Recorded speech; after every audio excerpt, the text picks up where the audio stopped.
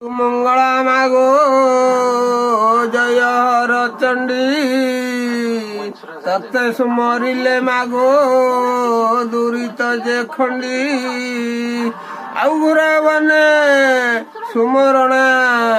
କଲେ ଅବାରାମ ମହାଘର ବିପଦରୁ ଫିଟାଉ ବନ୍ଦନ ଆଉ କାଞ୍ଚି ଏବେ ନଗ୍ର ଏବେ ରଞ୍ଚି ନାମେ ପୁର ଆନନ୍ଦ ସାନନ୍ଦ ବୋଲି ଧନୀ ସୌଦାଗର ଆନନ୍ଦ ସାନନ୍ଦ ବୋଲି ବେନି ଗୋଟି ଭାଇ ଆଉ ବେନି ଭାଇ ପାଳିଥିଲେ ବଉଳା ନାମେ ଗାଈ ଏହିପରି ବଉଳାର ଗଲା କେତେ ଦିନ ଭୂଷବ ସହିତେ ବଉଳା କଲା ପ୍ରୀତି ଦାନ ଭୂଷବ ସହିତେ ବଉଳାରେ ପ୍ରୀତି କ୍ରୀଡ଼ା କଲା ଚାହୁଁ ଚାହୁଁ ବଉଳାର ଗର୍ଭବାସ ହେଲା 1 ମାସ ହୋଇଲାରେ କେହି ନ ଜାଣିଲା 2 ମାସେ ସୌଦାଗର ମନେ ବିଚାରିଲା ଆଉ 3 ମାସ ବଉଳାର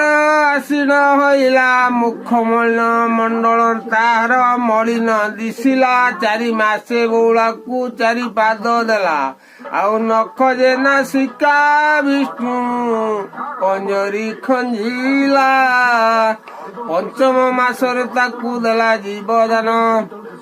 6 ମାସରେ ବଉଳା ହେଲା ଛଡ଼ ବର୍ଣ୍ଣ 7ମ ମାସରେ ତାର ଅଳସ ଶରୀର 8ମ ମାସରେ ତାର ବଡଇ ଉଦର 9ମ ମାସ କେ ବଉଳା ଏଇଠି ବସୁନ 9 ରୂପେ ଥାଇ 9ମ ମାସରେ ବଉଳା ନବରତ୍ନ ଖାଇ ଉଠି ବସି ନ ପାରଇ ମାରେ ଘନ ହାଇ 10 ମାସ 10 ଦିନ ହୋଇଲା ସମ୍ପୂର୍ଣ୍ଣ ଆଉ ଜନ୍ମ ହୋଇଲା ପୁତ୍ର ଅତି ଶୋଭାବନ ଅତି ଯେ ସୁନ୍ଦର ଶୋଭା ବାଲ୍ୟ ସୁତ ଦେଖି କରି ବଉଳା ଗାଈ ମନ ହରଷିତ ପୂର୍ବ ଦିଗ ରୂପ ଯେନେ ଉଇଁ ଆସେ ଭାନୁ ସେହିପରି ଦିଶୁଥାଏ ତା ପୁତ୍ରର ତନୁ ପୁତ୍ରକୁ ଦେଖିନ ବହୁ ଆନନ୍ଦ ହୋଇଲା ପୁତ୍ର ନିମନ୍ତେ ବନକୁ ଚରି ବୋଲି ଗଲା ଚରି ବୋଲି ବଉଳା ଗାଈ ଫେରିଲାର ବେଳେ ଚରି ବୋଲି ବଉଳା ଗାଈ ଫେରିଲାର ବେଳେ ଲେପୁଆ ବାଘ ଭେଟିଲା ଖାଣ୍ଡବ ବନରେ ରହ ରହ ବଉଳା ଲୋ ଆଜ ଯିବୁ କାଇ 7 ଦିନ ହେଲା ମୁଞ୍ଜେ କିଛି ଖାଇ ନାହିଁ।